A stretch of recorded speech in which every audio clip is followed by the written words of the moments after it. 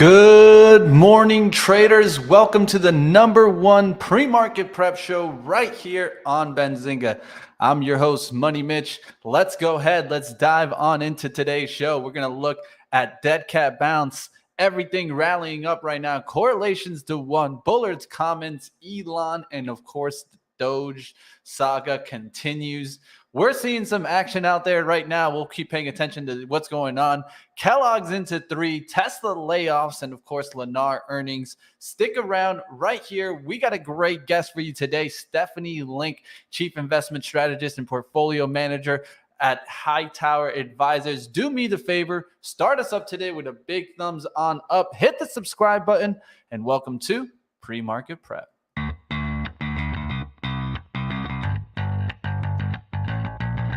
Coming to you live from downtown Detroit, this is Benzinga's Pre-Market Prep with your host, Joel Elconin. This is a volatile puppy here, isn't it? And Dennis Dick. I'm bidding a penny. I will buy the stock for a penny. With everything you need to start your trading day.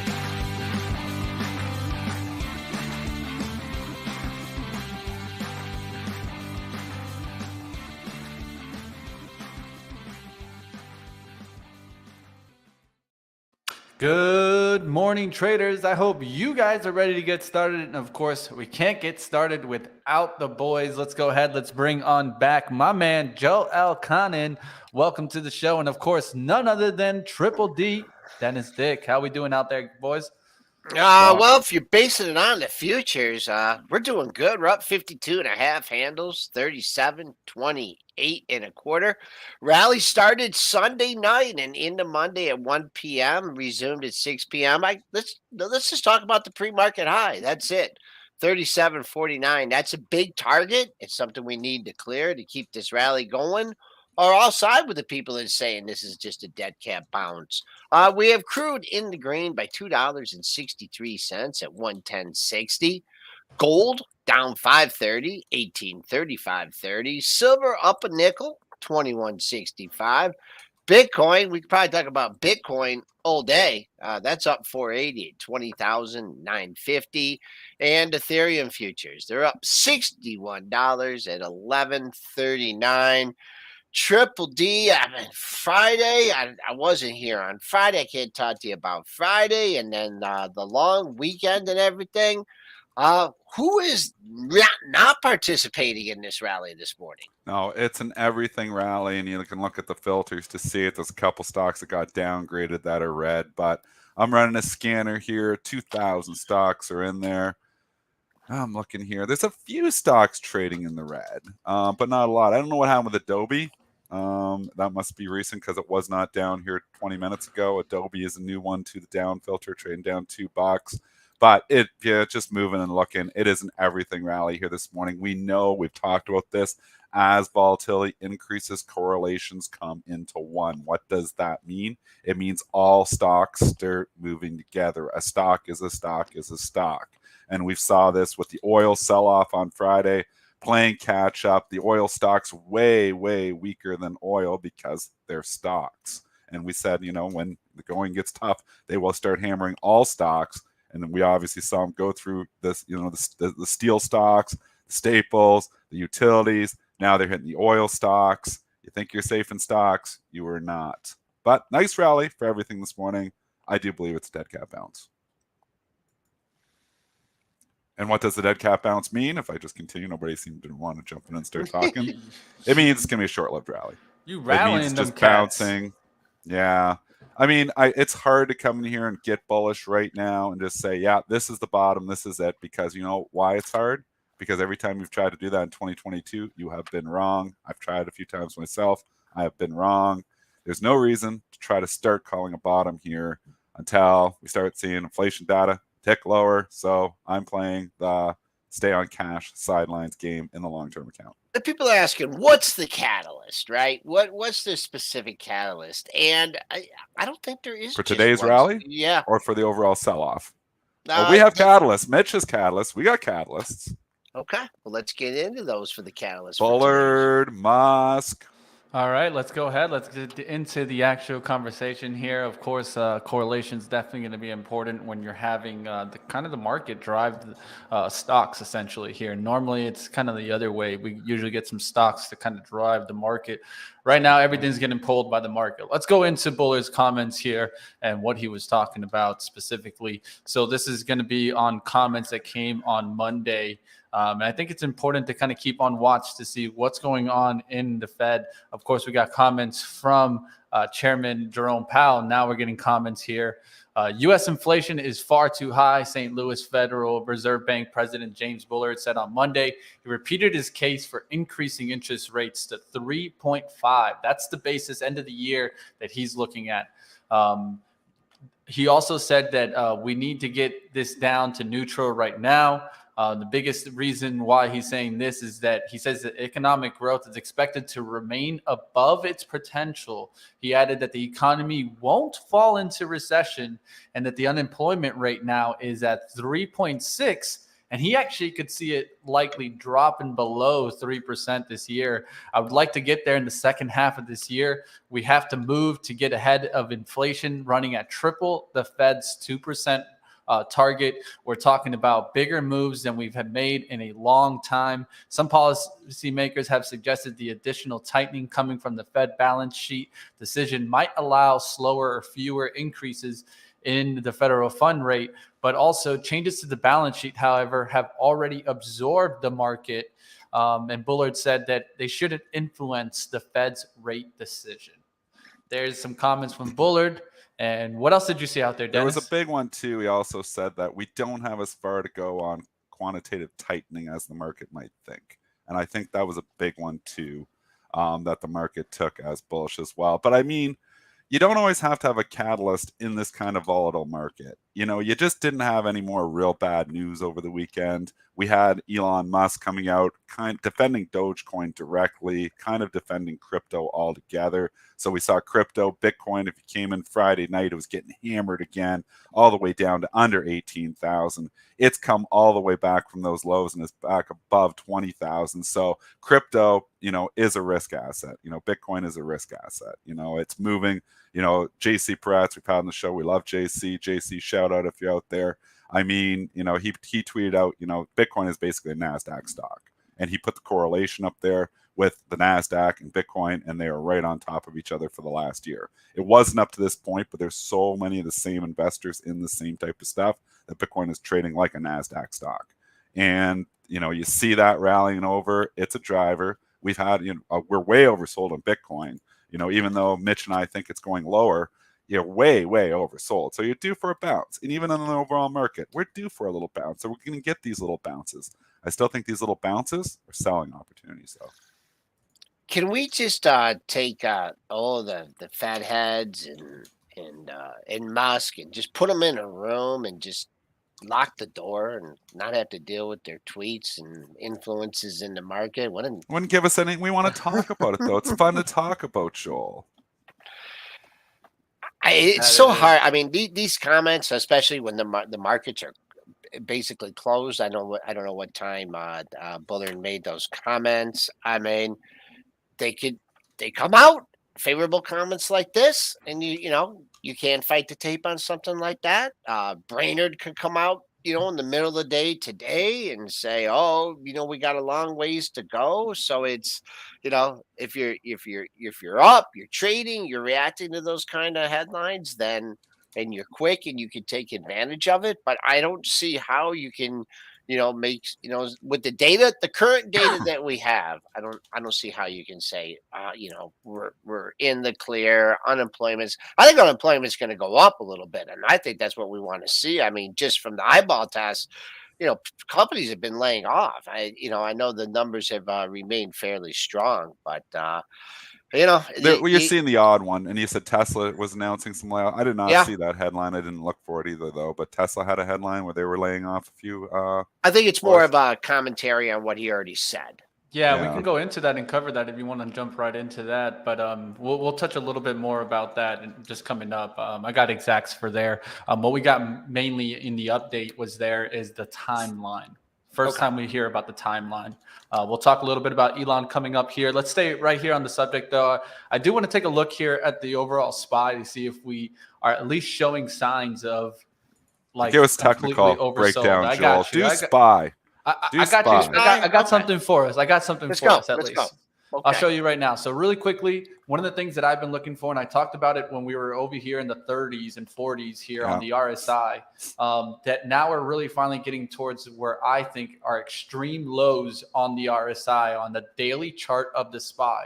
That's usually where I look at it. And I usually put a line on the top and bottom. And these lines don't necessarily are exact. What I usually do is I look back at the time and I'm looking for extreme moments, times where we get extremely oversold or overbought. And then, so what I put a line to define there of what I've seen extreme before. So now we're finally getting back into that on the oversold time. So even I'm here looking at a little bit more of a bullish, quick rally here. Will this get us back to 42, 420s on the SPY? I don't think it can go maybe that far, but is 380 in reach?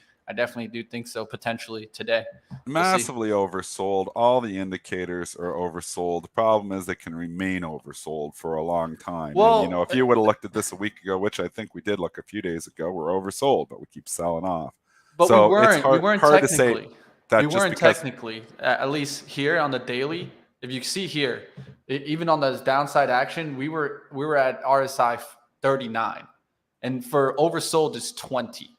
And so now we just hit yesterday on Friday, we hit 21.43 on the daily.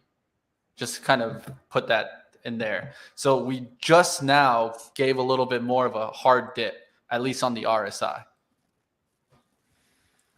Again, I don't put any weight into RSI. I've never looked at it before, but I mean, Mitch, to your, obviously every trader's got their own tools. They work for you. Continue to use them. I've always said that. Just because I don't use a tool doesn't mean it doesn't work. It just means I've never needed it. It's not in your if toolbox. I need to look at RSI to tell if the market's oversold, I'm not trading enough. That's what I will tell you. And RSI is a good 100%. indicator if you're not watching the markets, but when the market's oversold. I mean, if you're actively trading and you're a day trader, you can feel when the market's oversold. You don't need an indicator to tell you. It's like the VIX. It's a useless indicator. I mean, volatility is increasing. There's going to be, the risk is up. I don't need the VIX to tell me that. So, I mean, and I'm not dissing it. I'm just saying if you're an active trader, there's a lot of tools that are in your, that are built into yourself. And that's the whole thing about screen time and being there. And I think a lot of people really struggle that want to be full-time day traders because they're not in it enough. Like, I mean, I'm embedded in it. Joel, you talked about this too. I mean, how many times do you look at the S&P futures quotes over the weekend? I mean, how many times do you just, take a look down at your phone and look at the futures quotes? Take a ballpark guess over this weekend. How many times do you think you did it?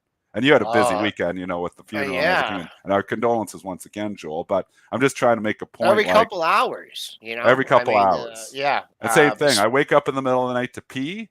I always just check my phone. What are the futures doing? I check it. And it takes me like 2 seconds. But it's keeping me in the feel. It's giving me a feel for what's happening. The biggest asset that I have and why I'm profitable every month in my day trading and overnight trading is that I'm physically just giving it screen time so much that I'm like in the zone.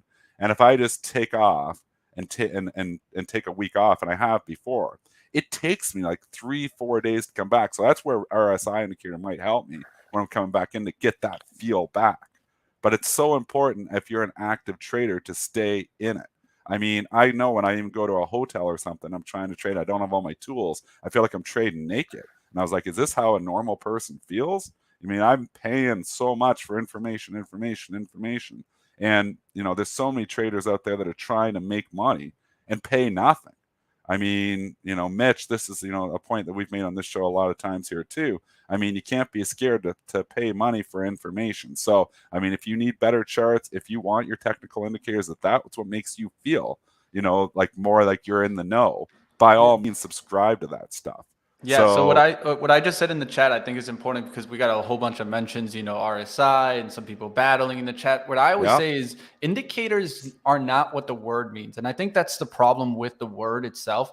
Indicator means it's indicating something, like it's telling you, foretelling something. And that's not what they're for, at least in my understanding. And that's why I'm going for the CMT. And so what I use them for is description.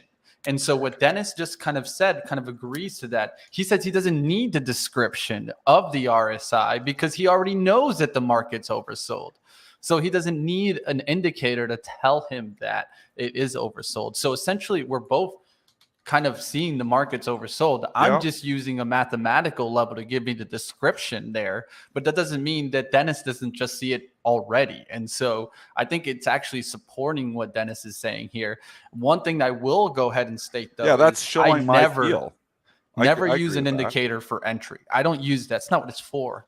Therefore, in my eyes, description only. They're to better understand charts than to actually use them in a objective manner where you're like, okay, every time it gets to 22, I'm in.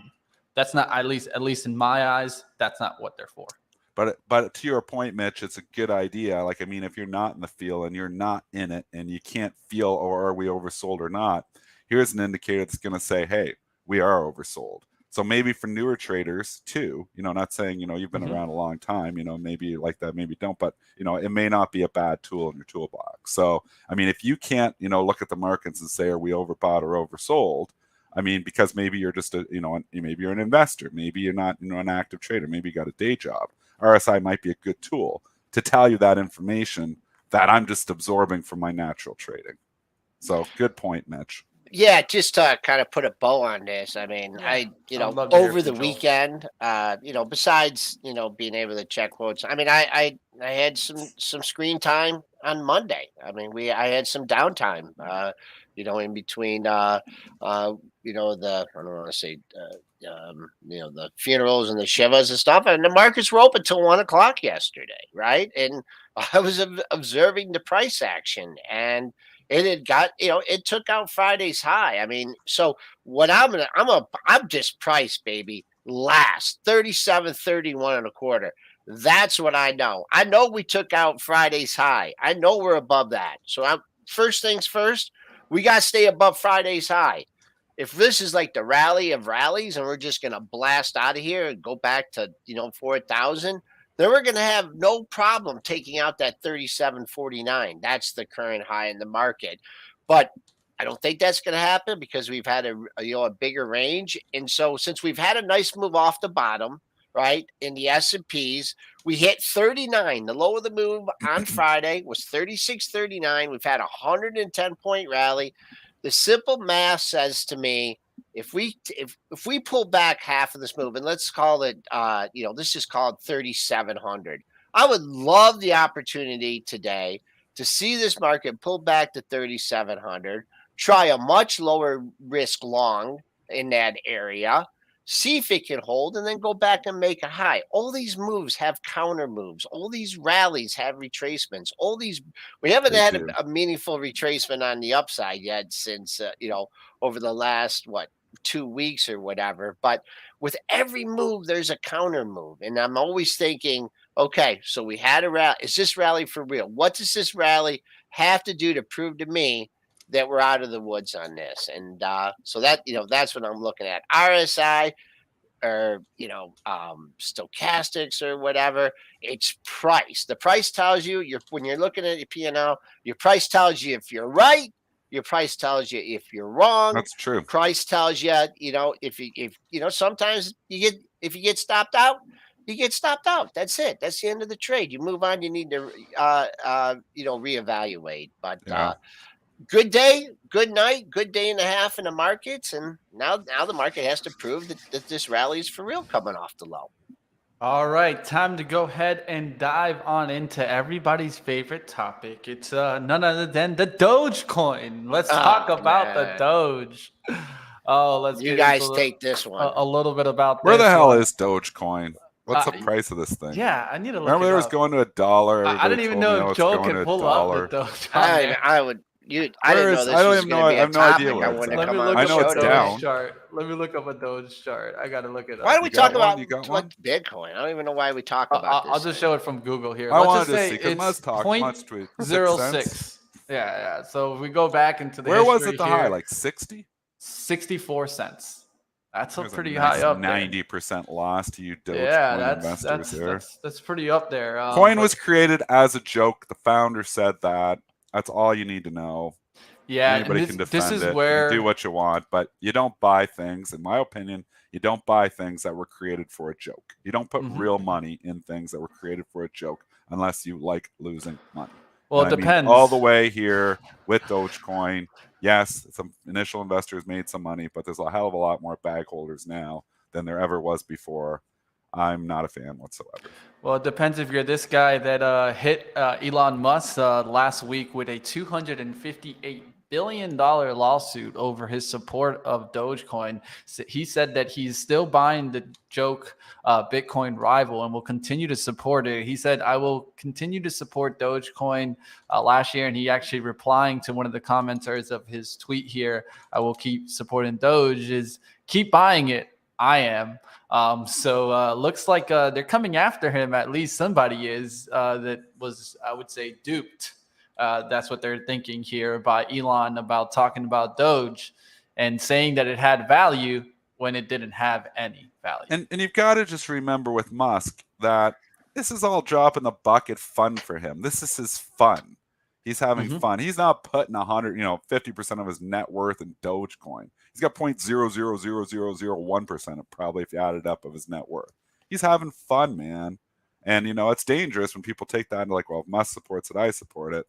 Is he going to come out and price everything in Dogecoin because he thinks it's fun? I mean, that's what they thought, going to the Saturday Night Live skit, but that did not work out. So, anyways, I think we need to move on. The chat needs to move on.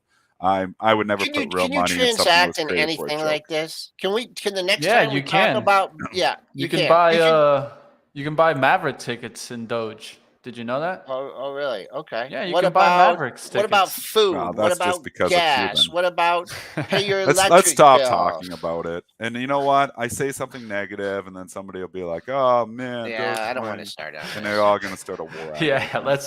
I'll transition us out of here. Let's go back to Elon, though. There's more Elon talk, wouldn't you know it? Let's talk about Tesla. Let's put up Tesla here. Okay. Tesla here. Elon Musk said on Tuesday that the electric vehicle maker is reducing the salary workforce by 10% over the next 3 months. This is the first time that we're actually getting confirmation of the timeline here for the kind of the workforce reduction here. So I think that's the important part here, that we're finally getting at least some timeline, but we've already heard of some of these employees already getting fired. So I don't know how this is even going to kind of help or hurt the news today. I've said it before. I mean, Tesla's come down a long ways, Joel.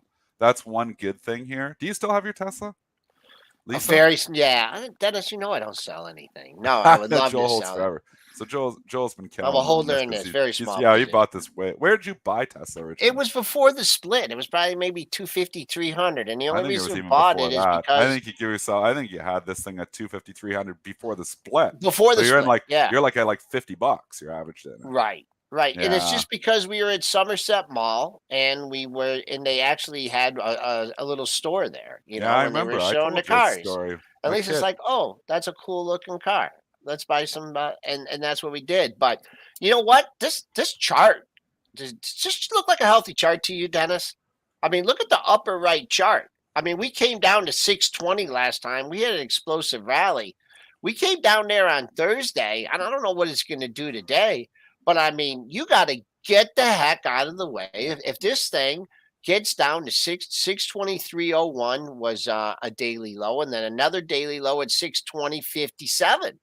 I mean, where do you go? You go 600, you go 500 after that. I agree. This chart would be worried. If I was on this chart, I would be worried. This is not a good looking chart.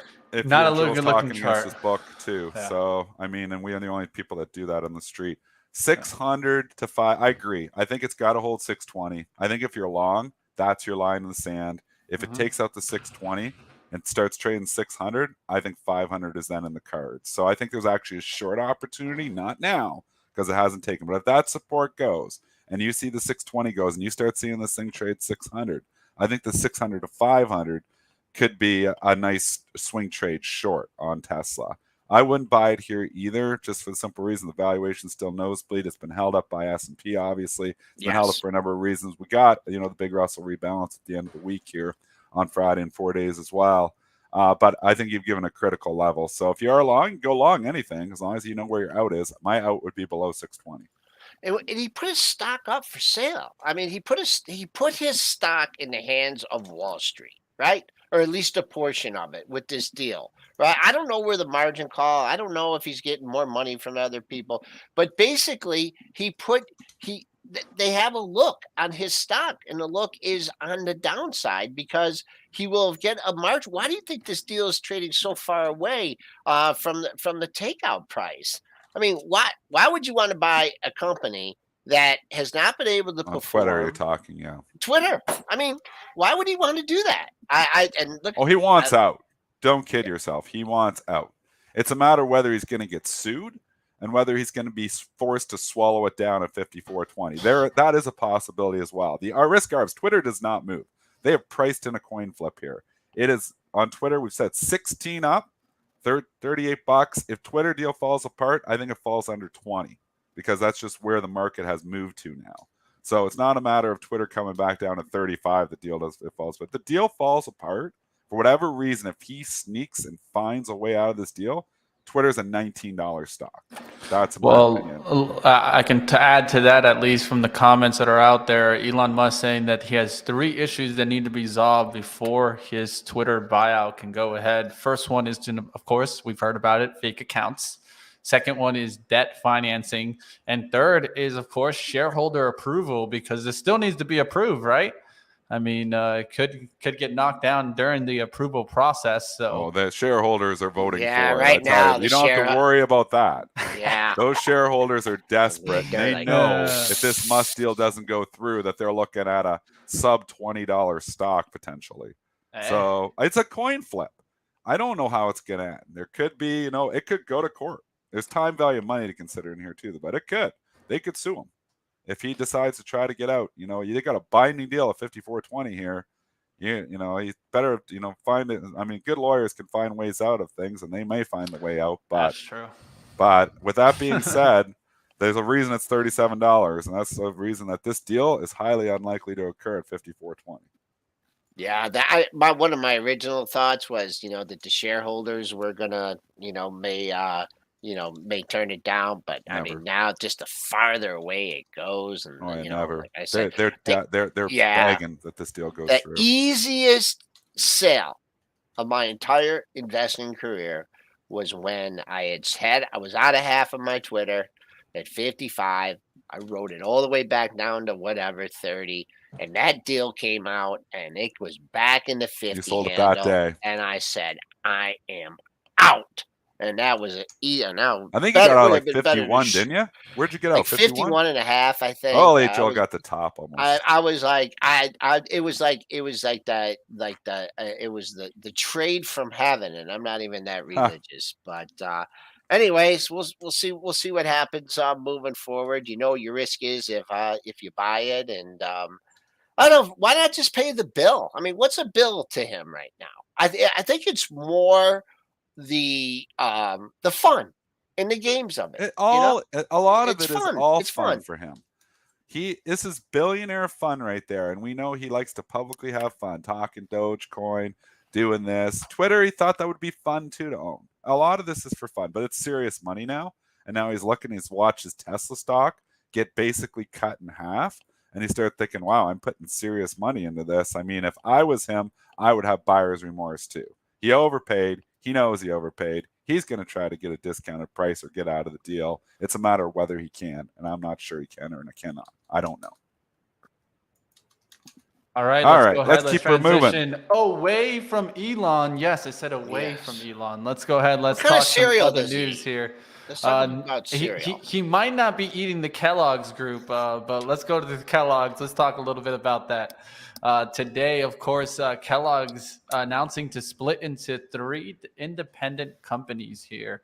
Let's talk a little bit about that. Today announced that with its board of directors have approved a plan to separate its North America cereal and plant-based food businesses via tax-free spinoff, resulting in 3 independent public companies, each better, of course, to position to unlock their full standalone potentials. The 3 companies whose name would be determined later would be the following: the Global Snack Company with about $11.4 billion in net sales. You got the North American Cereal Company, which is about $2.4 billion in net sales. And then, of course, the Plant Co, which would be about $340 million in net sales here. Kellogg's jumping about 8.1% in pre-market trading. Let's pay attention and see what happens now to Kellogg's group here. What are you guys thinking? Do you guys like Kellogg's? Well, first of all, and Dennis might know the answer. People on the internet, don't look it up. Where is Kellogg domiciled? Where is its world headquarters? I'm just gonna guess here. I'm guessing Michigan, but I'm gonna guess Michigan too. Yeah. I had to guess I know Michigan where it is. there. I'm pretty sure I know where it is. Is it? I don't know. Is it Grand Rapids? No, Close. go lower. Yeah. A little It's lower. up further south. Battle All right. Creek. BC, Battle Michigan. Creek, Michigan. I don't think I even knew that city. I gotta be honest. Gotta learn my Michigan. I went there. I don't know if there was like a concert or a hockey game, or I don't know what I watched there once, but I remember seeing the Kellogg's headquarters. If it was a hockey game, I want to go there in Battle Creek. That sounds like a good place to have. I don't know if it was hockey it game. couldn't have been a hockey game. It must have been like a show or so. I don't know why I was in Battle Creek, but Well, you could go toward. I think it was. They must have an auditorium. I think I saw Alan Jackson in Battle Creek. Is that possible? Did they have like a big concert hall at Battle Creek, Joel? They must have something. I'm pretty sure I saw Alan Jackson in Battle Creek, Michigan. I've only been to like the pools 15 there. years ago. Anyways, we really, this is a real. Let's bring us What do you back to think? the stocks. What do you think? What do you think about this pop, Dennis? Wow, you know what I think. I know what you think. I know what you call it. Joel, call it what you call it, and it is what Financial engineering. And, Yes, it is. And here's 100%. page 7 of our textbook, if we ever wrote a book. When you're in a bear market and you have a company that does financial engineering and the company pops 8%, it's only up 6% now on that financial engineering, what do? You sell it. That's just my opinion. I would hammer the bids on Kellogg on this. I mean, it's going to be popped. If it got to 75, I actually think it's a short. So I don't know, 72, 73. Could it hold on for a couple days? It could. Do I think it's eventually going back down? I do, because we're in a bear market. We're in a bull market, different story. Bear market, financial engineering equals sell. My opinion. Well, just to kind of mention it here, I mean, the inflation is definitely getting a little bit closer towards my Frosted Flakes. I've been seeing it now at $6. It's definitely gone up there. So looks like I'm going to have to start going to the knockoff brand and take off the Frosted. Oh, gosh. Knockoff Frosted Flakes are not good. Joe, what do you see on the charts for us? Well, I'll just give you. I mean, this is like the easy stuff to give you. You got to take out the pre-market high, right? That's the most important thing. The pre-market high comes in at 73.52. And then what do? You go to your dailies and you go, what happened around this area before?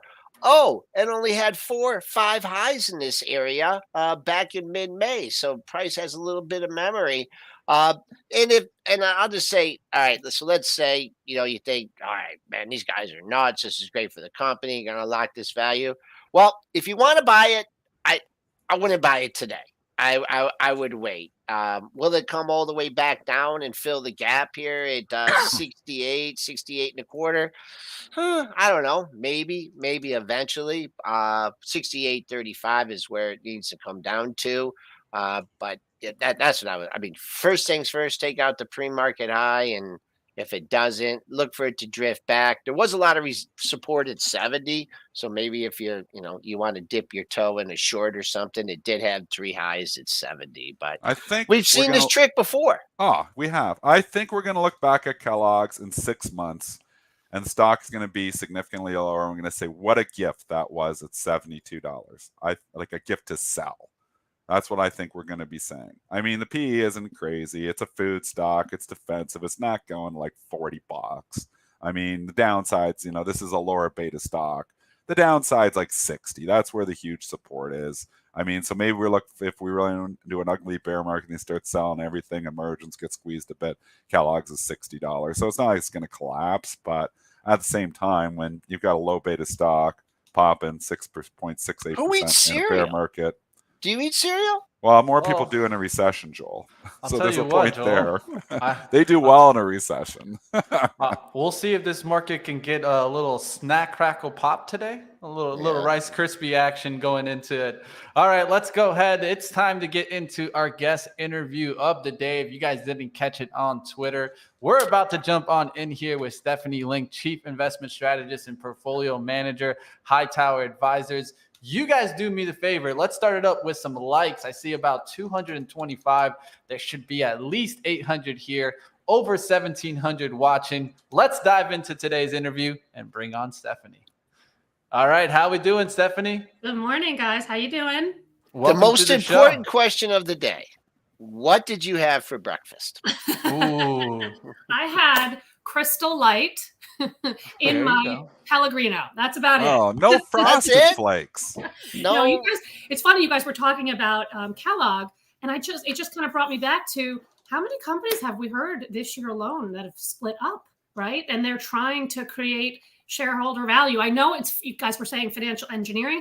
I call it, this is a very challenging macro environment, and companies are trying to do stuff to create this shareholder value. So it's either spins, because we've had Kellogg's, we've had J&J, we've had GE, we had XPO. That's just a couple of them. And then this morning, we just had Diamondback Energy announce like the third special dividend this morning. So we can kind of dive into anything you like, but I was just thinking that companies are really trying to do what they can instead of being at the mercy of what the macro is, which is so darn confusing.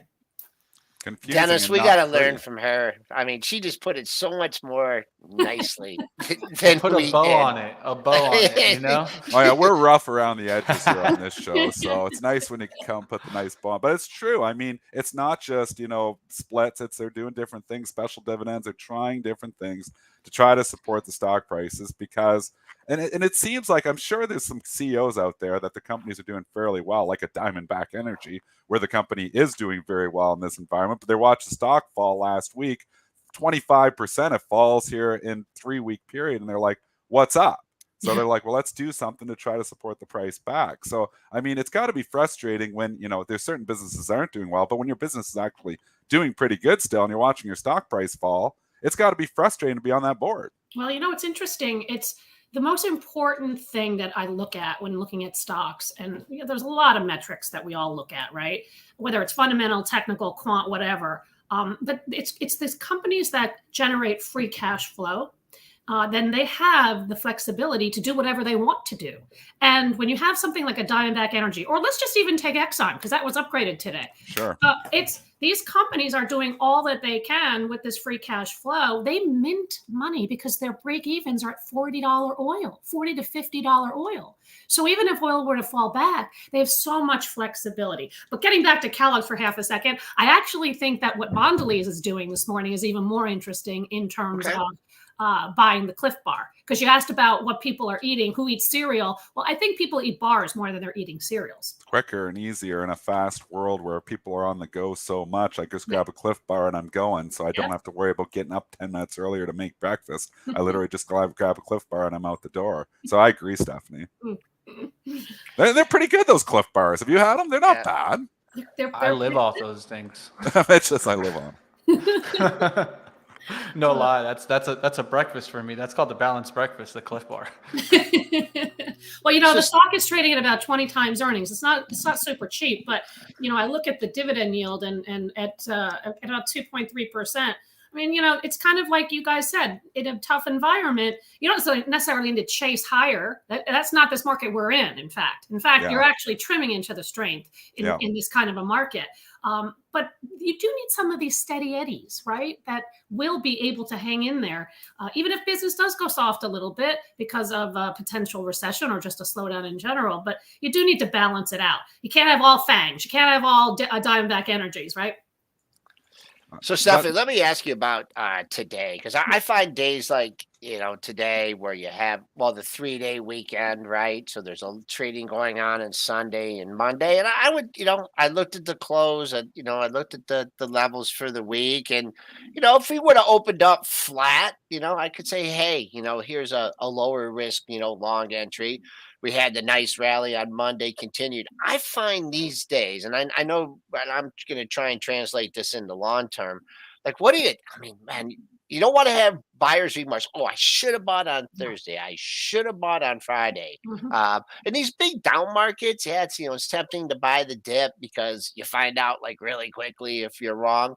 But on days like this, like, do you say, okay, I'm just going to stick with my levels from last week. I'm going to wait for the stocks to come back to me. Or, do you get a little, and I know it's not the chasing environment, but I just want to see how you approach days like this from a longer term perspective. Yeah, I mean, I really think, and it's a really good question, Joel, but I really think this is a different kind of year, and this is a different environment. There are people out there that have been running money that have never seen inflation to this extent, nor have they seen a Fed that is so behind the curve, and they're not even at neutral yet. And I thought that their comments last week in terms of what their projections are for 2023, super confusing. How do they get to a core inflation number of 2.7% and yet at the same time have real GDP at almost 2%? I just don't think they're going to be able to engineer the inflation side of the equation. They'll slow things down. They definitely can, and we're already seeing that in housing and auto and that sort of thing. But we were always going to slow down in 2022 because we knew that the Fed was now starting to be less accommodative. Now they're going to be more restrictive, and they're not even at neutral, as I mentioned. So there's a lot of puts and takes rather this year, and I think it's not the kind of year where you want to chase. I just don't think you have to. But to your point, absolutely you have to have levels. So on Friday, I bought a new position. I bought Nike. Now you're going to tell me that, oh my goodness, it's China, it's a consumer, it's goods, it's not services. Okay, I got it. But the stock is down 35% year to date, and it's trading at the low end of its range. Same thing like Starbucks. You have Howard Schultz going back into that company, and he's going to stay on the board even when they have a new CEO. That is an interesting story to me because, yeah, again, it's also China, it's consumer, it's discretionary, everybody hates it. But I feel like the pendulum has swung so extreme on everybody knows about services and how everyone's going to restaurants and how everyone's going out to eat and to the movies, myself included. We just got back from a trip. So I get that, but everybody knows that piece of it, and everybody now hates consumer, and we're never going to buy one other thing in our lifetime. So I think you want to be careful though, and look for opportunities. That's just one example. And so to me, I make my levels, and Nike and Starbucks got to my levels. I am underweight technology. I'm looking to add to technology, but I do worry in the semiconductor world that we're seeing double and triple ordering. We're starting to get a little bits and pieces of that. That's we're starting to hear from some of the Asian companies. I don't know when it happens, but it's going to happen. If Target and Walmart can double and triple order, then the semiconductors can double and triple order as well. But there will be opportunities. And so that's how I approach a day like today, a day like Friday. I mean, if I get my looks, if I get my levels, I will definitely nibble. I don't think you have to go all in, and you don't have to be all over your skis in sectors and in stocks at this point. Just be patient. All right. Now you give us a lot there. Nike, you mentioned, I think it's a great one to kind of focus here. We've been seeing companies like Mondelez spending, more than $1 billion trying to get kind of some growth drivers. Could you also see maybe Nike jumping in MMA? I know that we've talked about potentially maybe Peloton coming into play with Nike. Do you think Nike is willing to step up here at this time? I think they certainly would if they saw the right opportunity. I don't know about Peloton specifically only because I don't know what Peloton even is. Sorry about that, guys. getting No false worries. again. I don't even know what Peloton's model is, and they've changed it 3 different times. So could a Nike go in there and fix it and have it part of the company and change again kind of strategy? Possibly, but they do have the free cash flow, as we talked about, and they do have the number 1 brand in the industry, and so they have the flexibility to do whatever it is that they want to do. And I think that they definitely will be, whether it's a really big deal or tuck-in deals. They've been, they've been notorious for doing small deals and trying to grow the base business at the same time. So I think they will if they see the right opportunity, for sure. Now Stephanie, I want to go back to something ahead. you said about patience.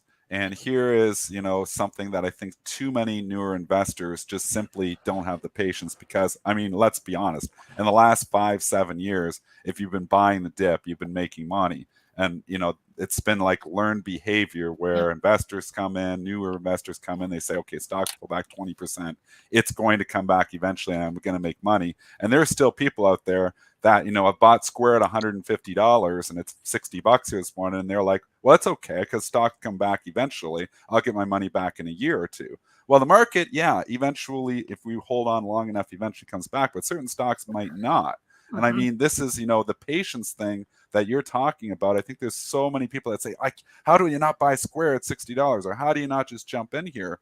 And talk about, how you manage, we all have FOMO to a certain extent. You see the stocks coming down, you're like, oh, I've got to buy, they're cheap. But talk about how you manage that and how you can remain patient, even in an environment where it looks like everything's on sale. Yeah, no, and then, it's been a really hard, challenging year, and just to, my benchmark is the S&P 500. Just to be beating it doesn't. I mean, it's great to be beating on a relative basis, but I'm still down too, right? So it doesn't feel good, right? It's like you're winning by losing. I don't really like that strategy. So, but it is what it is, right? And I'm a long only manager, so I do stay very much focused on the fundamentals. I try to tune out the noise. And if that means turn off the TV for a couple hours, or just skip through Barron's and wait for a day or two to take a deep breath and then get to it, or listening to you guys and just listening to the 3 of you banter back and forth, because that kind of helps, right? I mean,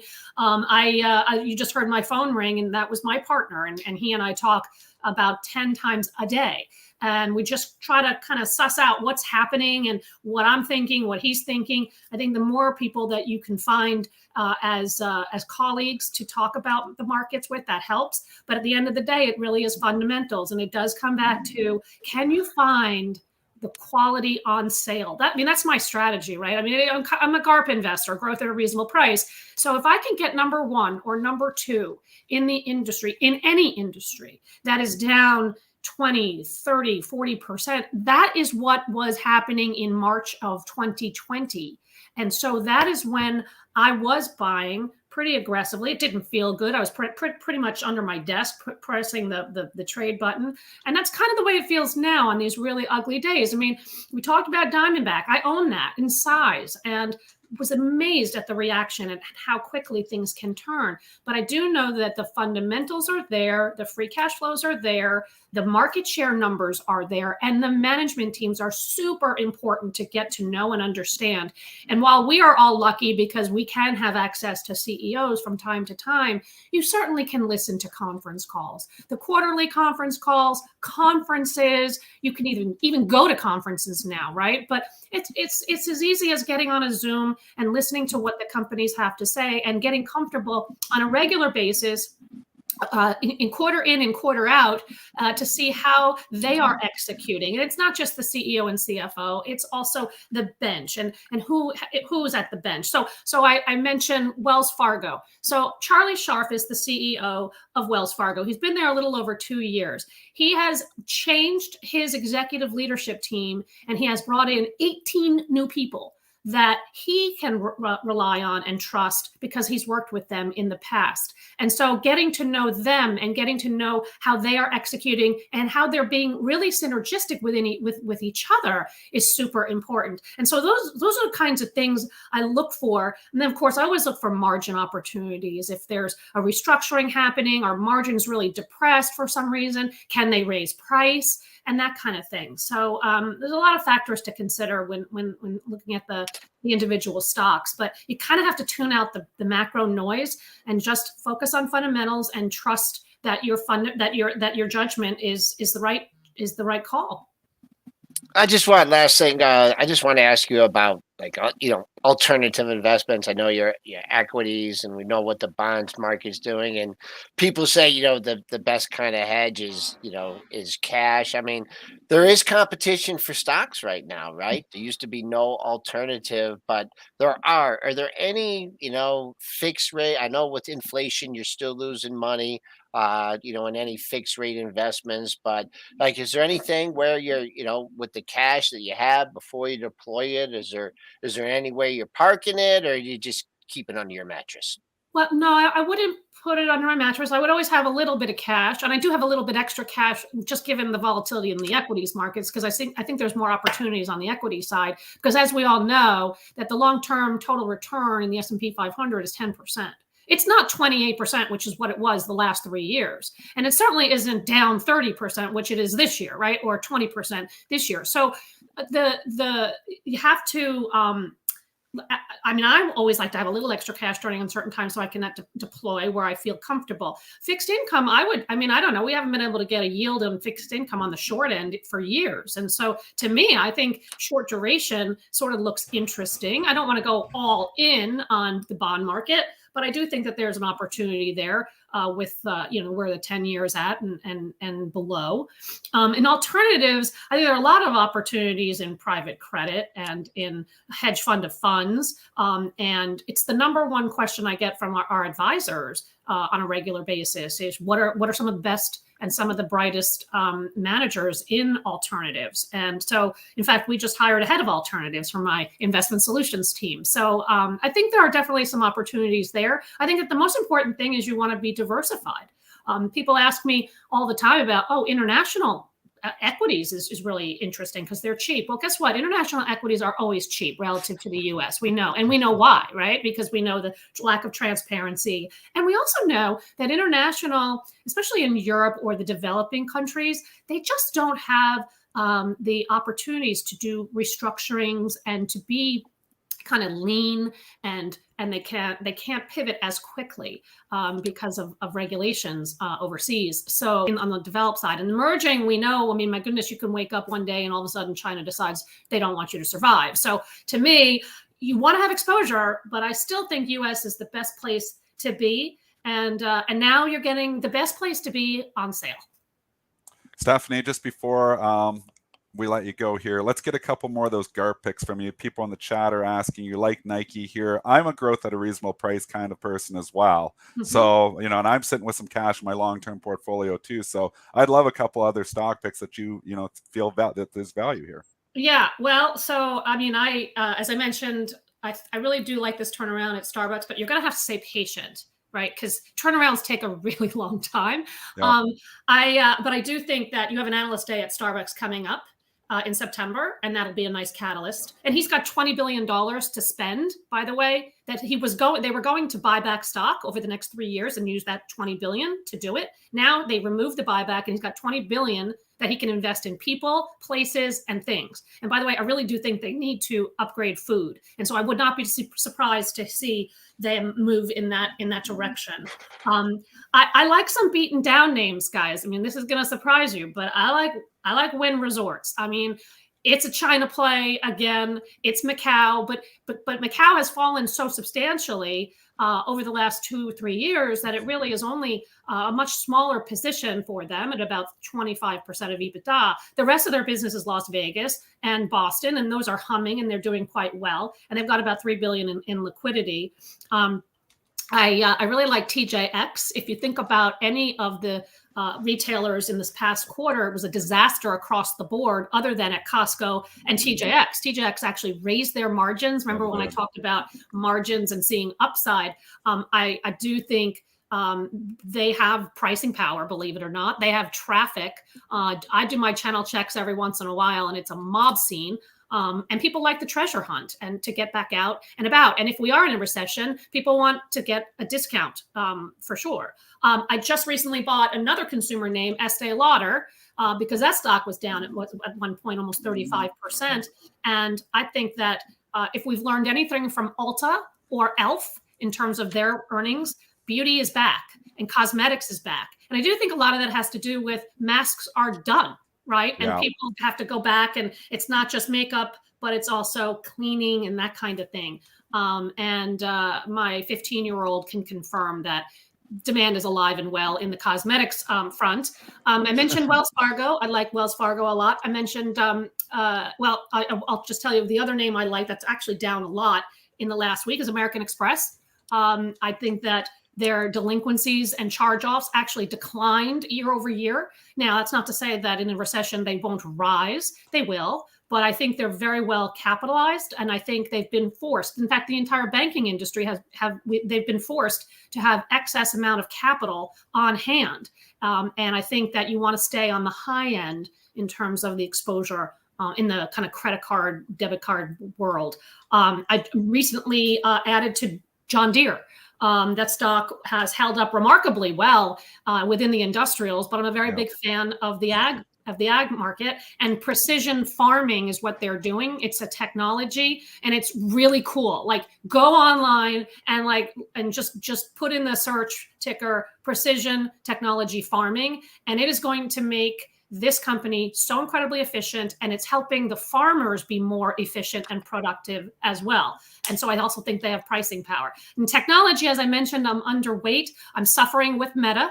So I want to shoot myself, but I do think over the next 2 to 3 years, you will make money on that name, especially at these levels, because I think the valuation is extremely compelling. And again, free cash flow, $50 billion buyback.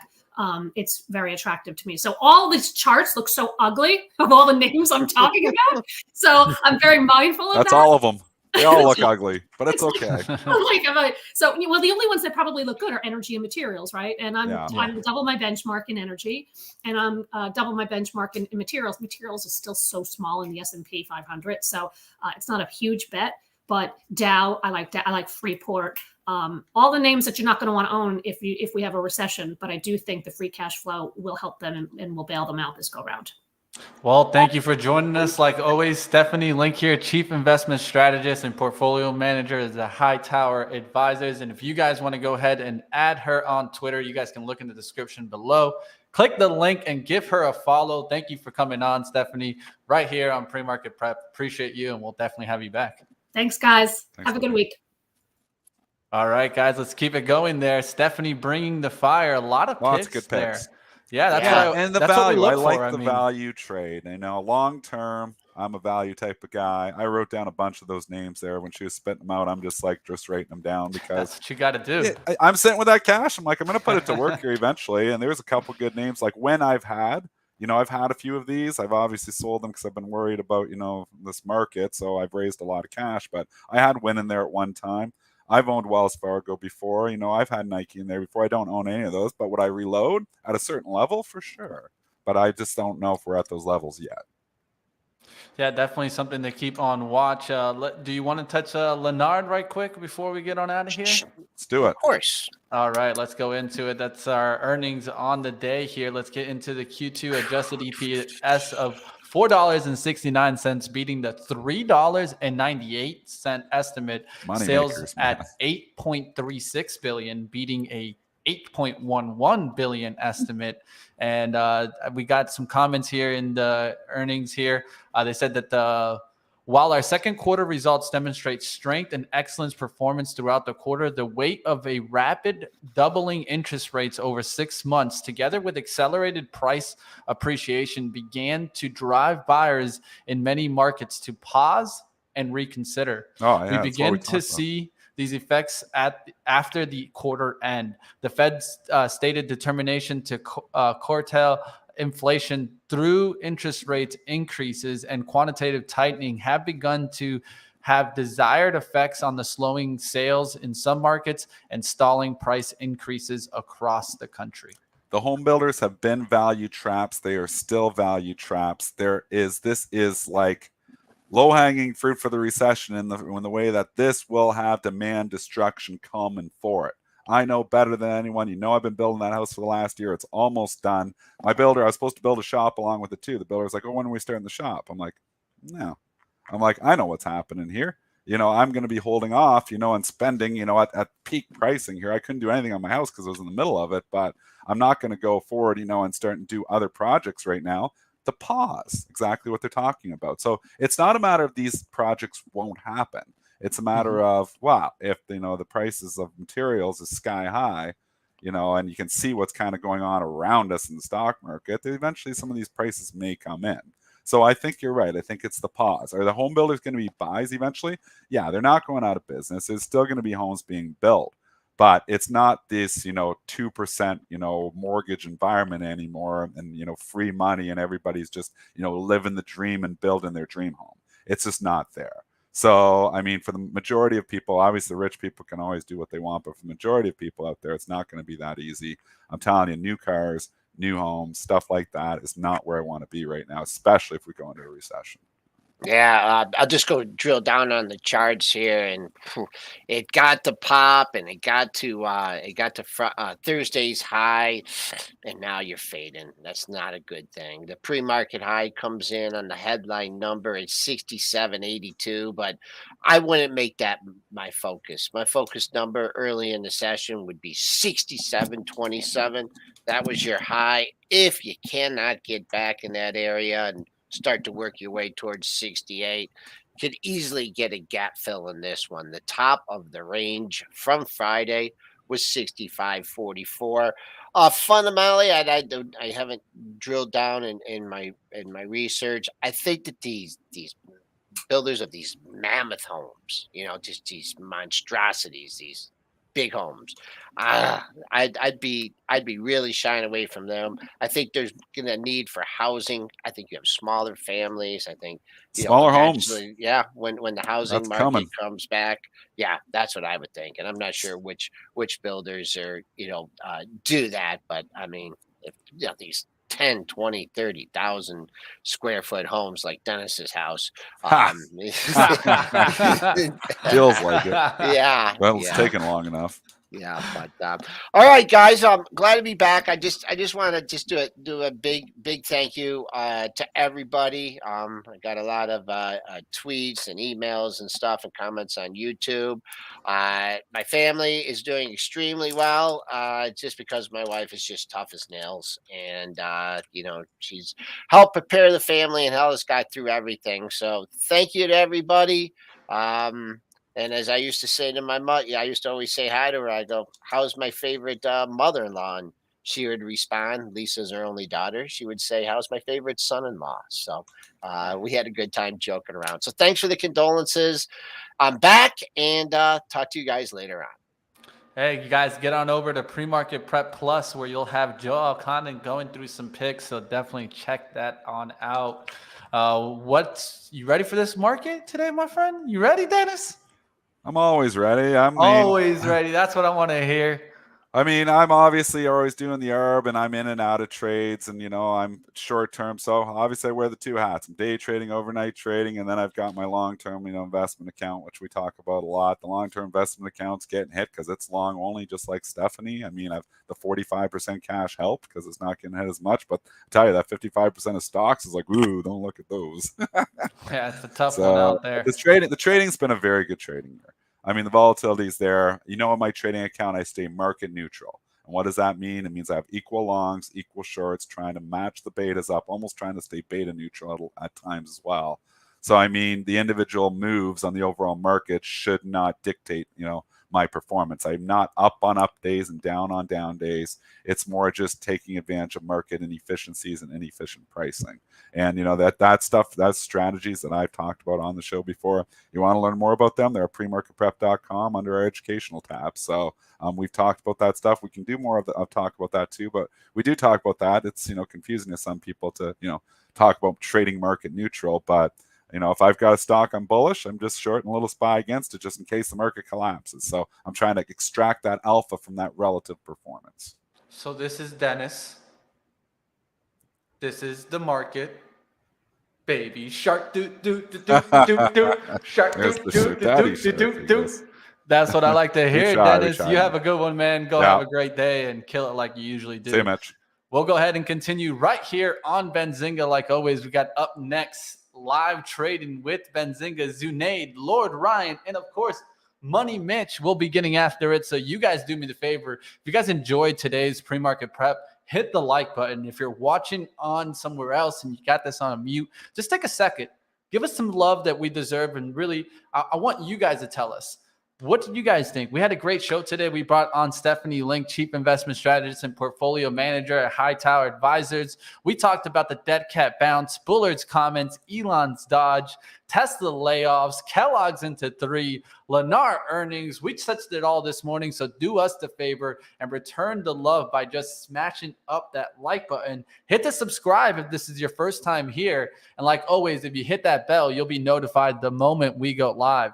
Up next, we got live trading. After that, we got some Benzinga live. Then we'll get into, of course, none other than stock market movers. I got some great guests on later today. We'll talk about the market and how we're developing in throughout the day. That's our brand new show with, of course, stock market movers. Going into, of course, some roadmap action. So I'll see you guys, like always. Let's keep it going right here.